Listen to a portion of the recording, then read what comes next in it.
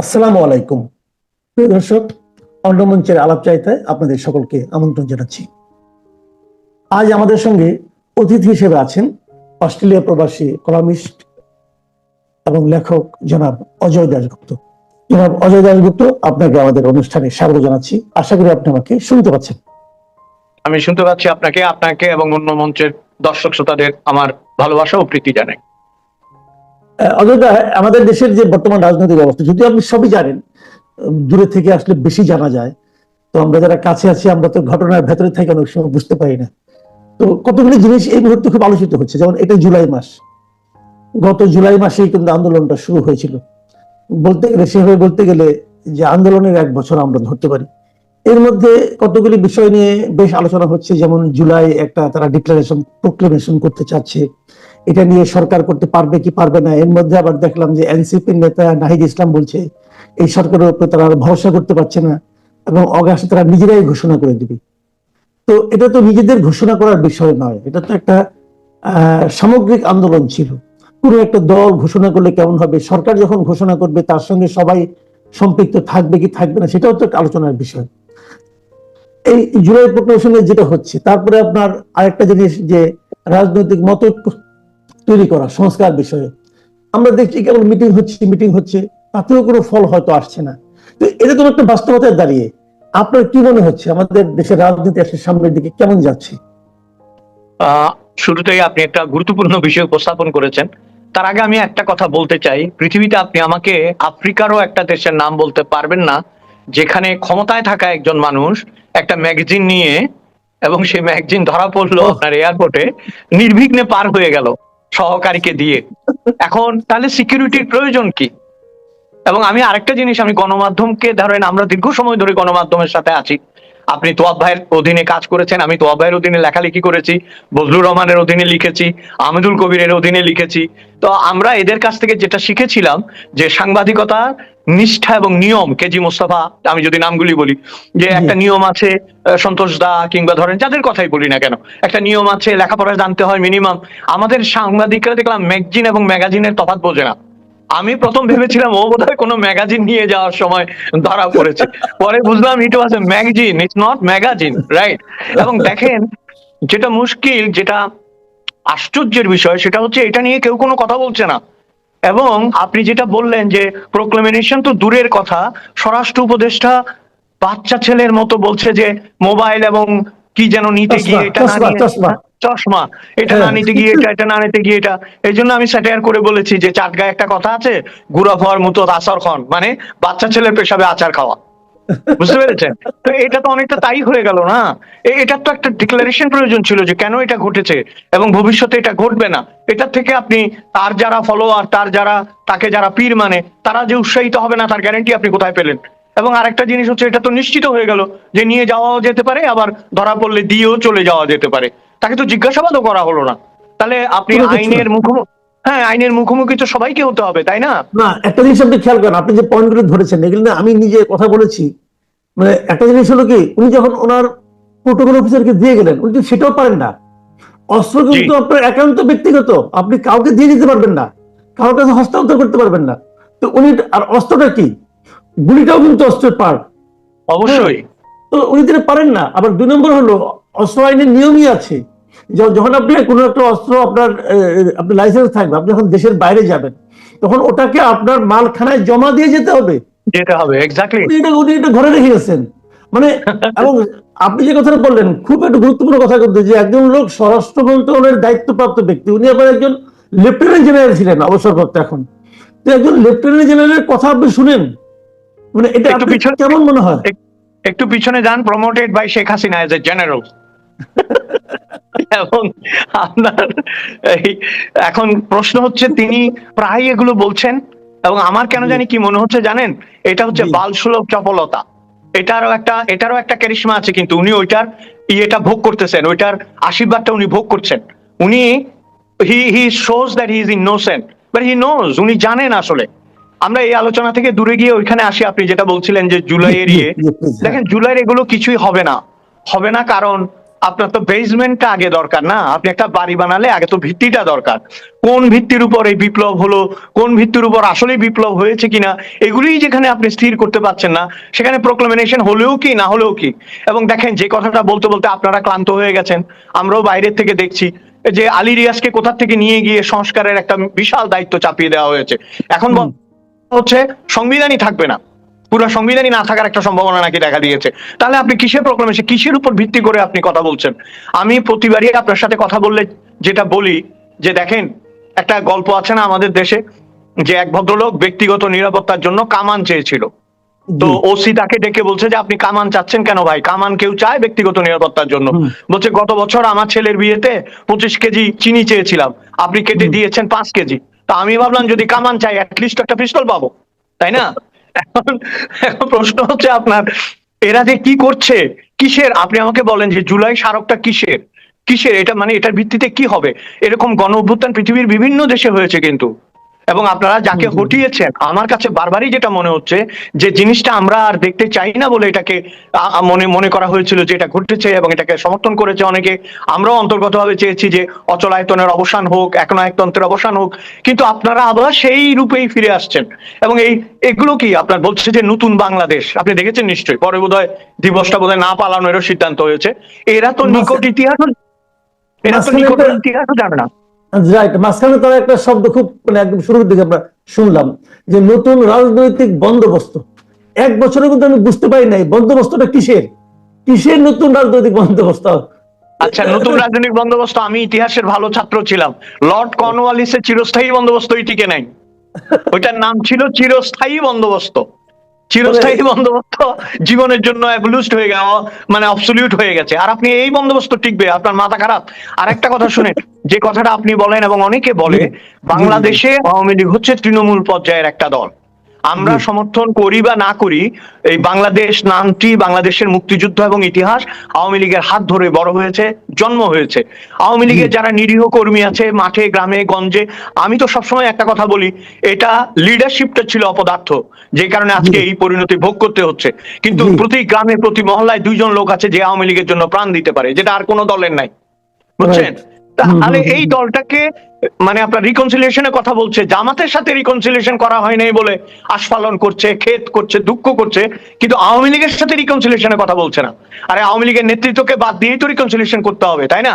Right পুরনো right. নেতৃত্ব যে পাপ আপনি গ্রামে গঞ্জে ওয়ার্ডের যারা আওয়ামী লীগ, যুবলীগ, ছাত্রলীগ, মাত্রলীগ এগুলি করে, ওরা তো 10 টাকা কামাইছে হয়তো, কিন্তু তাকে আপনি টার্গেট করছেন কেন? আপনি তো আসল লোকদের একজনকেও টার্গেট করতে পারেন নাই। আসাদুজ্জামান খান কামালও নাই, ওবায়দুল কাদেরও নাই, কেউ নাই। আপনি ধরেছেন কাদেরকে? একেবারে নিরীহ প্রান্তিক মানুষজনকে। এখানে একটা কথা ভুলে যাওয়ার আগে বলি, আপনি প্রোক্লেমেশন দিয়ে কি করবেন যে দেশে একজন নারীকে ধর্ষণ করে তার ভিডিও প্রচার করে দেওয়া হয়? আপনি খেয়াল করেন কিন্তু খুব এবং এই সেটা ঘটনাগুলো। আপনার ওইটা কিন্তু মেইন স্ট্রিম মিডিয়াতে প্রচার হয়েছে। নয়া জি দিগন্ত তাদের এক্সক্লুসিভ হিসেবে এটা প্রচার করেছে। একটা মেইন স্ট্রিম জি, মিডিয়া, সেই মিডিয়া নিয়ে কেউ কিছু বললো না। ওই একদম। মিডিয়া তো পরে দিন বন্ধ হয়ে যাওয়া উচিত ছিল। এবং আপনার এটা তো অনৈতিক, এবং সাংবাদিকতার যে কোনো আইনের পরিপন্থী এটা, তাই না? আপনি তো ভিকটিমকে ওইভাবে ফোকাস করতে পারেন না। ভিকটিমের জীবন, ভিকটিমের সম্ভ্রম, তার পরিবারের ইজ্জত, আপনি এগুলি কাউন্টে আনেন নাই, তাই না?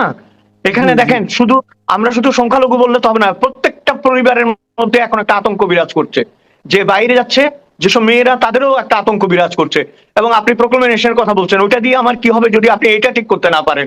একটা জাতীয় ফল উৎসব দেখলাম, সেখানে যেভাবে চুরি করলো, এবং এটা যে জাতীয় পর্যায়ে ভিডিও হয়ে আন্তর্জাতিক পর্যায়ে ছড়িয়ে পড়েছে, এইটার আপনি এটা দায়িত্ব নেবেন না? আপনি সামান্য ফল সংরক্ষণ করতে পারছেন না, আর ফলাফল সংরক্ষণ করবেন কি করে? ফলই তো রাখতে পারছেন না, তাই না? এগুলো এগুলো কিন্তু মারাত্মক পর্যায়ে চলে গেছে আপনার। মানে এখন সবকিছু দেখে মনে হচ্ছে কি যে তারা এত বড় একটা দায়িত্ব পেয়েছে, কিন্তু তাদের আচার আচরণ কাজকর্ম কথাবার্তা মানে মনে হচ্ছে নন সিরিয়াস টাইপের। আপনার কাছে কি তাই মনে হচ্ছে? আমার কি মনে হচ্ছে জানেন, মূল কুশীলবটা কিন্তু আড়ালে চলে গেছে।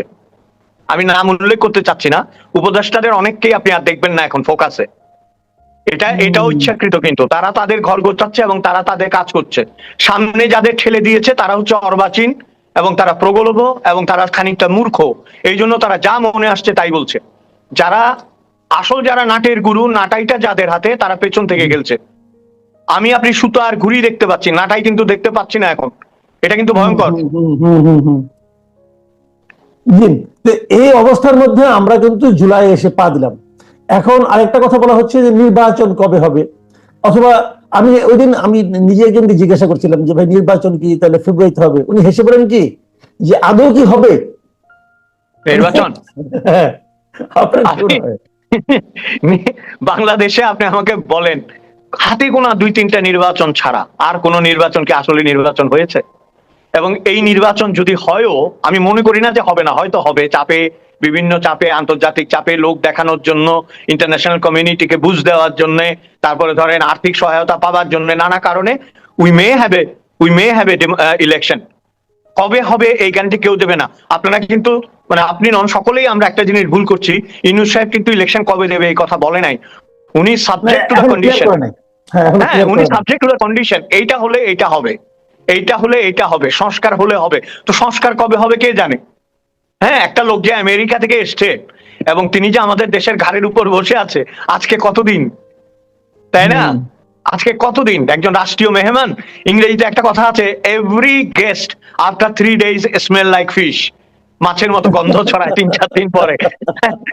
আমাদের এই অতিথি মেহমান তো যাচ্ছে না ভাই, ঠিক আছে? এখন আমরা এই জায়গা থেকে কি করে উত্তরণ পাবো? এবং সোজা কথা কি জানেন, একটু কাজের কথায় আসি। দেখেন, হিউমার তো করছি, আমরা একটা কাজের কথা বলি।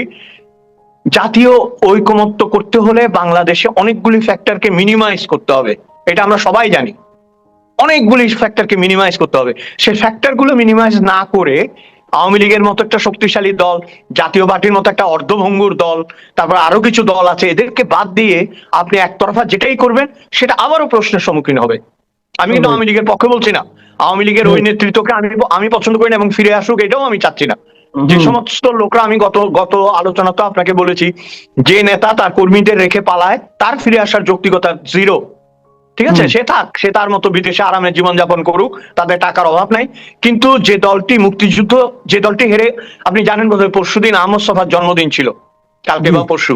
তো আহমদ ছফা একটা কথা দারুণ বলেছিল না, যখন আওয়ামী লীগ জিতে তখন তারাই জেতে, আর যখন আওয়ামী লীগ হেরে যায় তখন আমরা সবাই হেরে যাই। এই বাস্তবতা থেকে বেরোতে হলে একটা অন্য ধরনের রাজনীতির প্রক্রিয়া চালু করার কথা ছিল। কিন্তু আপনি যে কথাটা বললেন, দেখেন বয়সের কথাটা আমি গতবারও বলেছি, বয়সটা ফ্যাক্টর না, বয়স অনুযায়ী ম্যাচিউরিটিটা ফ্যাক্টর। এদের মধ্যে ম্যাচিউরিটির অভাব আছে, খেয়াল করেছেন? এবং ম্যাচিউর লোকজন যে কথা বলবে না, যে কাজ করবে না, ঠিক তাই করে চলেছে তারা। তাহলে ইমম্যাচিউর লোকজন দ্বারা একটা ম্যাচিউর রাষ্ট্র, যার বয়স 54 বছর, সে রাষ্ট্রটি চলবে কি করে? আমি তো এটাই ভেবে পাই না আপনার। আমাদের দেশে ধরেন কত বুদ্ধিজীবী, কত রাজনীতিবিদ, কত ধরনের অগ্রগণ্য মানুষ আছেন যারা লেখাপড়া করেন, দেশ বোঝেন, রাষ্ট্র বোঝেন, তাদের কাউকে আপনি সামনে দেখবেন না। এটা অত্যন্ত দুঃখজনক। কিন্তু রাষ্ট্রের কিছু ফেস থাকে, ফেস ভ্যালু থাকে, সেই লোকগুলোকে ক্রমাগত হটিয়ে দিয়ে কেবল একজন লোককে সামনে রেখেছেন, নোবেল বিজয়ী। ভাই, পৃথিবীতে যদি কেবল নোবেল বিজয়ী সামনে থাকতো তাহলে তো অন্য অন্য ইতিহাস হতো, তাই না? নোবেল তো নানা কারণে মানুষ পেতেই পারে, Nobel nothing but a prize only, তাই না? রবীন্দ্রনাথ তো 1913 সালে নোবেল পেয়েছেন, রবীন্দ্রনাথ তো কংগ্রেসের সভাপতি হন নাই, তাই না? রবীন্দ্রনাথ তো ভারতবর্ষ পরিচালনা করতে চান নাই, তাই না? রবীন্দ্রনাথের শান্তিনিকেতন নিয়েছিলেন। আপনার নোবেল আমরা মাথা নত করে স্বীকার করি, প্রথম পদ্মাবারের বাঙালি আপনি নোবেল পেয়েছেন। কিন্তু এখন যে কাজগুলো ঘটছে সেটা নোবেল এবং আপনাকে জিরো করে দিচ্ছে, এটা তো বুঝতে হবে, তাই না? জিরো হয়ে গেছে, now it goes to be minus only.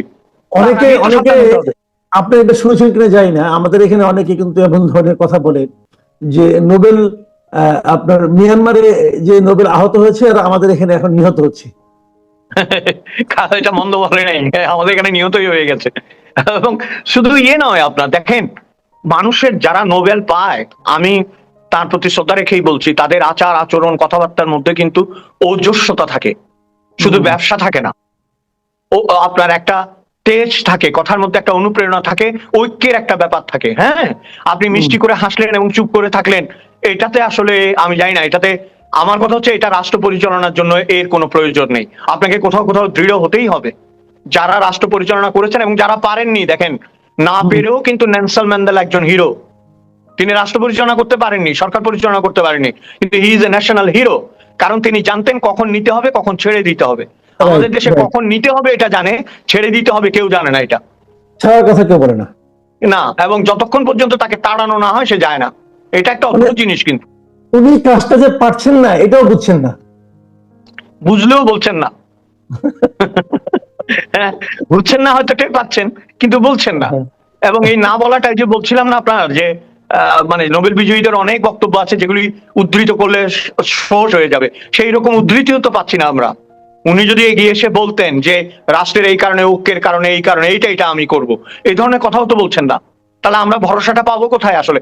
আমি একটা কথা আপনাকে বলতে চাই, আমাদের তো সময় সংক্ষিপ্ত, আমি একটা কথা বলতে চাই যে হ্যাঁ, আমরা পজিটিভ একদম শেষ বাংলাদেশ, পর্যায়ে চলে আসছি। হ্যাঁ, আমরা দ্য একদম শেষ পজিটিভ পর্যায়ে, হ্যাঁ। Bangladesh is too much needed now. আমি কাদের জন্য ভাবি জানেন? আমাদের জীবন কিন্তু আমরা যাপন করে ফেলেছি। জি। আমাদের জীবন আমরা যাপন করেছি, আমরা অনেক ইতিহাসের সাক্ষী। আমরা 75-এর সাক্ষী, আমরা আপনার নানা ধরনের অগণতান্ত্রিকতার বিরুদ্ধে ঐক্যের সাক্ষী, বাংলাদেশের উন্নতির সাক্ষী, বাংলাদেশের ক্রিকেটের সাক্ষী, অনেক কিছু সাক্ষী আমরা। যে বাচ্চাগুলো এখন বড় হচ্ছে তাদের কথা ভাবতে হবে। তারা কিশোর গ্যাং দেখছে, তারা মব